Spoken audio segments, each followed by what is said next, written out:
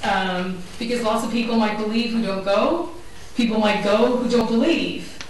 Okay, so the whole idea of religious belief and studying it means that historians have to look at a whole wide range of different sources rather than just looking at religious statistics.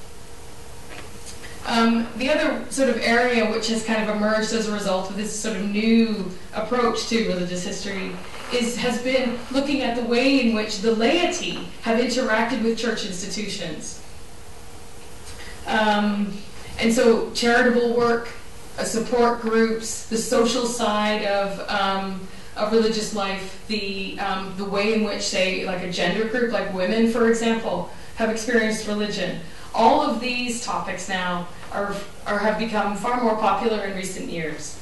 And what that has done is to reflect I think the ever persistent tension between the ordained clergy on the one side, who have one notion of what religion should be about, and the laity, who might have their very own, very distinctive, and perhaps quite different views of what it means to be religious. And I think that exploring that relationship can be very fruitful in terms of historical research.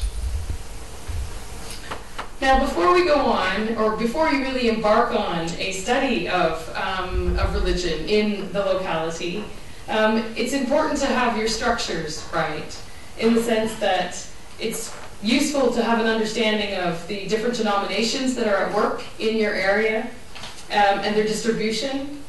It's helpful to understand the denomination itself, because although I've been arguing very strongly that religion is more than just churches, churches do act as the framework against which religious belief sort of hangs, if you will. And so we need to have an awareness of the ways in which churches have organized themselves and the way in which they've generated records, if only so that we can interrogate them and know where to find them.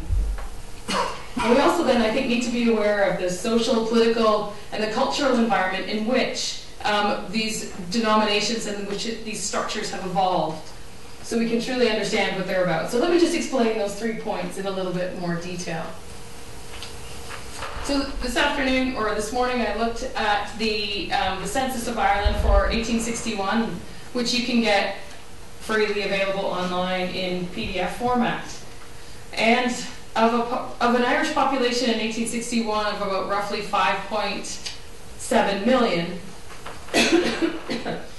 you can see here the largest denominations in Ireland, with the figure out to the right-hand side being the percentage or the proportion. Okay, so the proportion of Catholics in Ireland in 1861 was about 77–78%, with the Church of Ireland representing about 12%, Presbyterians 8.7%, and then everybody else representing a very, very tiny fraction of the Irish population. So the other Protestant denominations, known as dissenters or nonconformists in the 19th century, comprise really barely more than 1 or 2% of the total Irish population. There were only 393 Jews on the entire island of Ireland in 1861. And what's so interesting, though, is the final category, the all other persuasions. This includes all sorts of things, and the census includes a very large table, which I wish I could have included, which must have probably about 50 or 60 different designations. So there was one Hindu woman living in Ireland in 1861, but everybody else pretty much was some form or variety of Christian. Some of them were from Scotland, and so were affiliated with Scottish or English denominations. But some of them were just someone who just called themselves a Christian, or someone who just called themselves a Protestant, or things like this. And they then sort of comprise a considerable portion of the population. And so what we know as well is that the distribution of this population across the island wasn't even. We know for a fact that really in almost all of the counties of Ireland, Catholics formed a majority, except for a few of the counties in the north of Ireland. The Church of Ireland was a little bit more evenly spread, with considerable populations in Leinster and a slightly smaller populations in Munster. But Presbyterians were almost exclusively concentrated in the northern counties. And in fact, they comprise the majority of the population in Antrim and Down. What's also interesting is that these statistics changed very, very little over the course of the 19th century. This is roughly speaking the distribution which was uncovered in 1834 by the Commissioners of Public Instruction, and it's roughly speaking the same distribution that you would get in 1901 and 1911. Okay, so this sort of the 80, 12, and 8 proportion remains fairly constant, and it's only in the 20th century, after partition, that you get population changes changing more considerably, as there is a considerable drop in the Protestant minority population in the Republic of Ireland. Again, I'm only going to briefly refer to this when we talk about structures, but if you're then beginning to embark on, or your family, say, comes from an Anglican or a Catholic background, it's important to be aware of the internal governance structures of the different denominations and how they operate. So, for example, some denominations organize themselves in around an Episcopalian structure. An Episcopalian structure is a territorial structure, right? So you take the island, you divide it up into provinces, and then you divide it up again into dioceses, and then you divide it up again into parish units. Okay? This is the structure which is adopted by the Anglican Church and by the Catholic Church, although their parish units are different. Since the Anglicans kind of stole the Catholic ones at the Reformation, and the Catholics then were really forced then to sort of reconstruct their own parish system over the course of the 16th, 17th, and 18th centuries. The other Protestant denominations adopt different internal structures, which are largely congregational, based around the congregational unit rather than a territorial unit. So for Presbyterians, once you had enough of a cluster of Presbyterian churches, you could then form a presbytery. And once you had a few presbyteries together, you could then form a synod. Once you had a couple of synods, then you could form what was, in essence, a General Assembly. So it wasn't really until 1840 that the Presbyterians in Ireland had enough spread for them to be able to form a General Assembly, which then became the overarching body guiding policy for the Presbyterian Church. Now, within the Presbyterian Church, there was a greater degree of lay involvement in the governance and the administration of the churches. So within each Presbyterian congregation, you would have the minister, who would be responsible for two committees, one called the session and one called the committee. Now, the session was made up of the ruling elders and was responsible for discipline, for the spiritual well-being of the congregation, for appointing the minister, and these sorts of things. And the committee was responsible for the day-to-day maintenance of the church, looking after the building, appointing the sexton, who was kind of like a caretaker, and that kind of thing. The Methodists had a similar structure, but they gave it their own names, and they used names like quarterly meetings to refer to things. Circuits were groups of congregations, much like the presbytery. So if you're exploring a particular denomination, it's well worthwhile trying to get to grips with the basic structure of how it organizes itself. Because it's on this basis then that you'll be able to understand the records that each denomination then generates. Finally, it's really important to be thinking about the environment in which religion is taking place. That's a very bad way of saying that you need to know the wider history in order to understand, how a church might be doing. So, for example, it's useful to know that there was penal legislation in place in 18th century Ireland, which substantially affected the legality of Catholic Church structures to a considerable extent. This had a fundamental impact on the location of early chapel building, particularly in urban centers.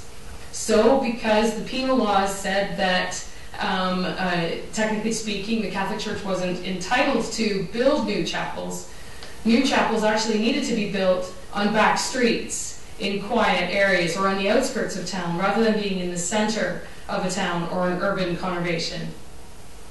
So if you look at chapel building in, say, the 1780s and the 1790s, say, in places like Wexford and Wicklow, you'll find exactly that chapels were built on the outsides of towns, they were built on quiet back streets, and they weren't very ostentatious buildings either. The Catholic Church was still quite poor, and it was only in the future, as the community became more affluent, that they were able to build more elaborate, fancier churches that occupied more dominant positions within the urban landscape. So understanding the penal era helps us to understand the positioning of Catholic churches and their distribution and their location. The same thing is true for the economics and social status of the laity. If you have a relatively poor laity, like the Catholic Church did in the 18th century, then you can understand how certain features of Catholic life, like, for example, stations, would have grown up and developed, would have grown up and emerged and become very, very popular. Same thing is true about social perceptions by the wider community. The perception of the Anglican Church as being the church of the establishment, the church of the landed class. If you have family who are affluent or investigating a family who is landed in some way, well, it might be a logical assumption to assume that therefore they might be Anglican in their affiliation rather than anything else, simply because we know that this was the church of the political and social elites. And I suppose as well, the last point is really designed to kind of refer to the fact that our wider community values also influence the way we perceive churches nowadays. So, for example, in the late 20th century, with the growing secularization of society, some churches would have a perception of being far more conservative socially and morally, and this would then perhaps drive your understanding of that church. So I just thought it might be useful to have a quick whiz through religious history from time immemorial, and say that these are, as I see it, some of the sort of the fundamental influences on religious history and how it's developed in Ireland over time. And that really we're all living with the legacy of the Reformation and the advent of Protestantism on the island, and the coming to Ireland of the Protestant Church in the form of the Church of Ireland. The penal era of the late 17th, early 18th century had a huge impact, as I've already said, on the fortunes of the Catholic Church.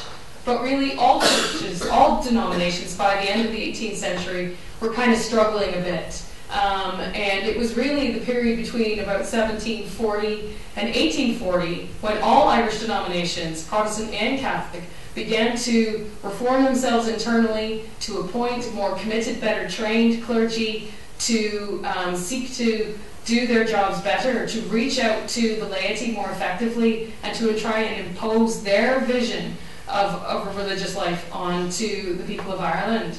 Sometimes they were successful, sometimes they weren't so successful. But this was a real time when all the denominations began to be much more active.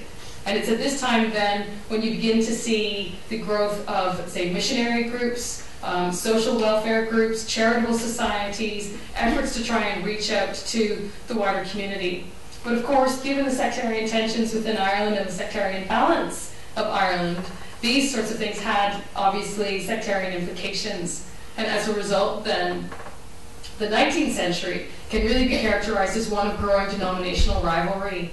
Okay, so the easygoing relationship between the Catholic Church and the Anglican Church really kind of crumbles by about the 1830s as the Anglican Church embarks on what it calls the Second Reformation and a widespread and very active and open campaign to try and convert Catholics in the west of Ireland using Irish-speaking missionaries. So this has quite negative, as you can imagine, impact on sectarian relationships. So the 19th century, although denominations become much more active and vibrant, cause more inter-community friction. And then in the 20th century, if you look at England, the way historians understand religious experience in the 20th century there is one of decline. The working classes, urbanization, everybody's moving away from religion, church attendance is going down. In Ireland, this picture hasn't been made so clear. There is some speculation that decline is far lower, or that decline doesn't even happen at all, really, until the 1960s, right? With the advent of free love and the feminist revolution and contraceptives and all the rest of it.